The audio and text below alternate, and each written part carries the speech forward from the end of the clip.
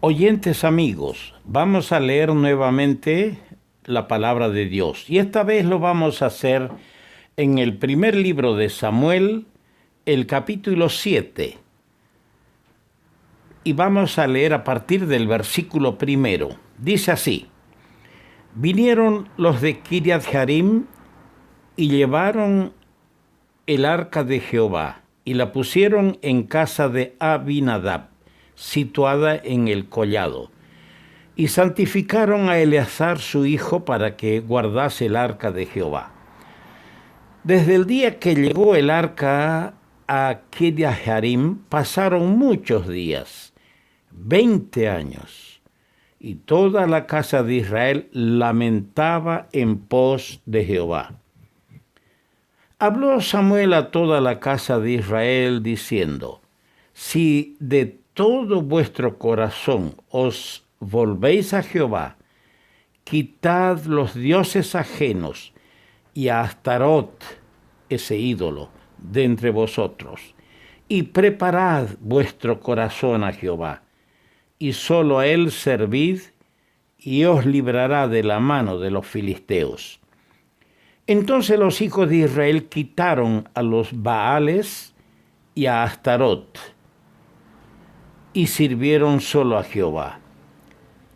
Y Samuel dijo: Reunid a todo Israel en Mizpa, y yo oraré por vosotros a Jehová. Y se reunieron en Mizpa, y sacaron agua, y la derramaron delante de Jehová, y ayunaron aquel día. Y dijeron allí: Contra Jehová hemos pecado. Y juzgó Samuel a los hijos de Israel en Mizpa. Cuando oyeron los filisteos que los hijos de Israel estaban reunidos en Mizpa, subieron los príncipes de los filisteos contra Israel. Y al oír esto, los hijos de Israel tuvieron temor de los filisteos. Entonces dijeron los hijos de Israel a Samuel: No ceses de clamar por nosotros a Jehová nuestro Dios, para que nos guarde de la mano de los filisteos. Y Samuel tomó un cordero de leche y lo sacrificó entero en holocausto a Jehová. Y clamó Samuel a Jehová por Israel, y Jehová le oyó. Y aconteció que mientras Samuel sacrificaba el holocausto, los filisteos llegaron para pelear con los hijos de Israel. Mas Jehová tronó aquel día con gran estruendo sobre los filisteos y los atemorizó, y fueron vencidos delante de Israel. Y saliendo los hijos de Israel de Mizpa, siguieron a los filisteos, hiriéndolos hasta abajo de Bet-car. Que el Señor Dios bendiga su palabra a nuestro corazón. Hemos leído esta frase en el versículo 3. Preparad vuestro corazón a Jehová, y solo a él servid, y os librará. ¿Qué palabras la de este hombre fiel profeta de Jehová? Samuel era juez, profeta y sacerdote. Qué privilegio tuvo este hombre. Reunía estas tres funciones él solo, y fue fiel desde que fue niño. No dejó caer a tierra ninguna de las palabras que Dios le habló desde el comienzo. Y un hombre así está capacitado para poder aconsejar. Un hombre fiel a Dios está capacitado para poder orientar, para poder también, cuando haya que acusar, acusar. Y así fue Samuel. El arca de Jehová está detenida en la casa de Abinadab 20 años, porque los filisteos la devolvieron, porque empezó a causarles enfermedades, tumores, etc. La devolvieron y quedó allí, en la casa de Abinadab, en el collado, en Kiriat Jearim, no en el tabernáculo. Antes estaba en Silo, cuando Elí era el sacerdote, estaba en Silo. Ahora no hay sacrificios, no hay culto a Dios. Israel ha empezado a adorar a los dioses que salieron de Babilonia, a los Baales y a Astarot, en una sucia idolatría. Si hay algo que repugna al Señor, es que se hagan ídolos, imágenes para adorar. Él siempre en su palabra ha condenado esto, y es lo que tenemos que cuidar. No inclinarnos ni adorar imágenes, ni dejar que en nuestro corazón se levanten ídolos, hacer competencia con nuestro Señor, porque nuestro Dios no quiere un corazón dividido. Dios no puede manifestar su presencia y dar su bendición a un pueblo como Israel apartado de Él. A un pueblo que está apartado y mientras permanece en ese estado de enajenación de Dios. El apartamiento de Dios nunca se justifica en la vida de un creyente o en una familia. Y aquí hemos visto un avivamiento, y les digo que un avivamiento no es una experiencia normal.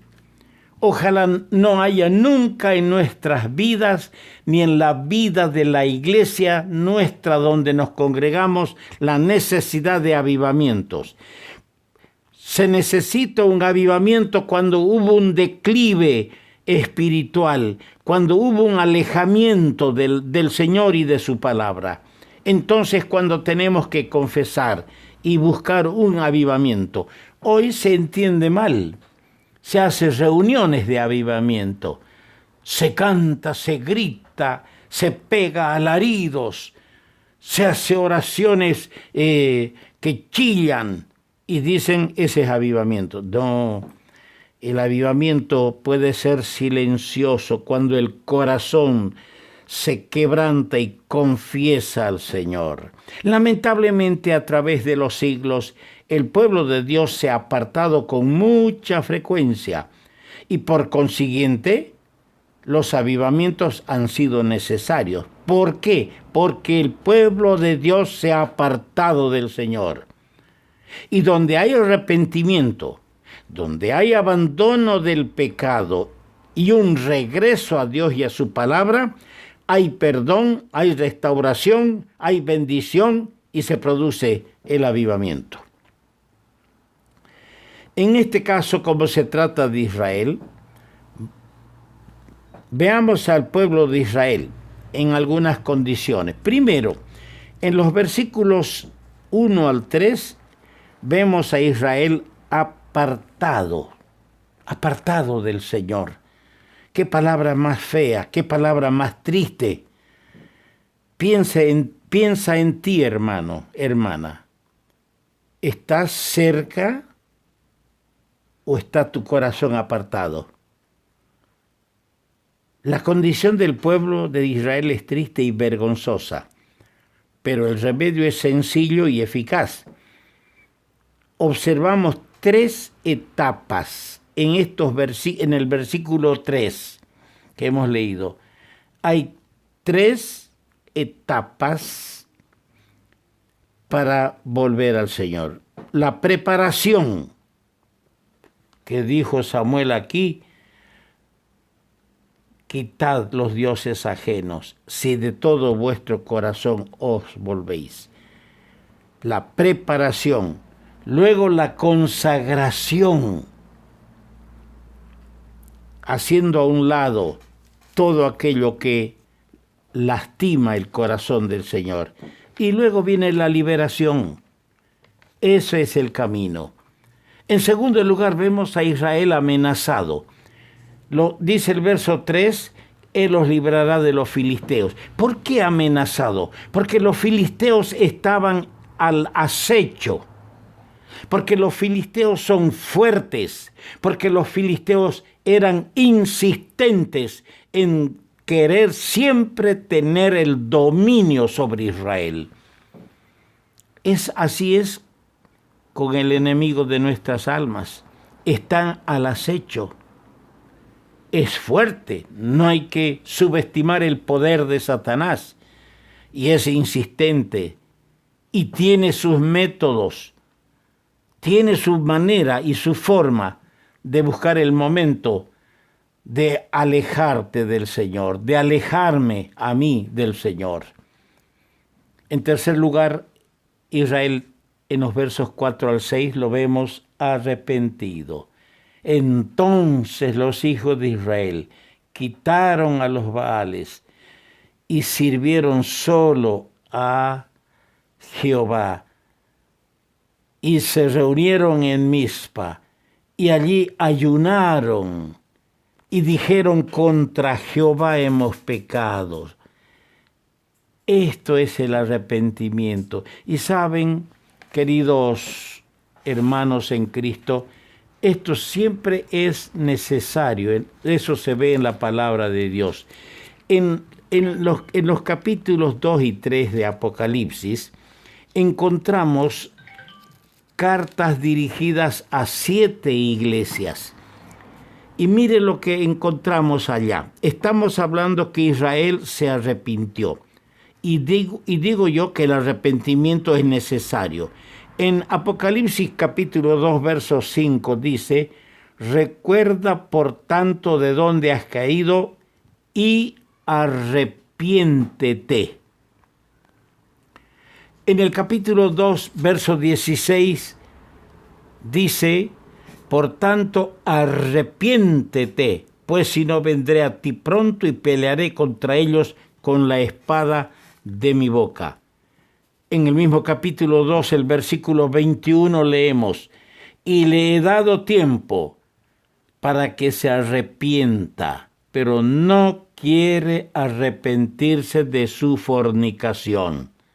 En el capítulo 3, verso 3, acuérdate pues de lo que has recibido y oído y guárdalo y arrepiéntete.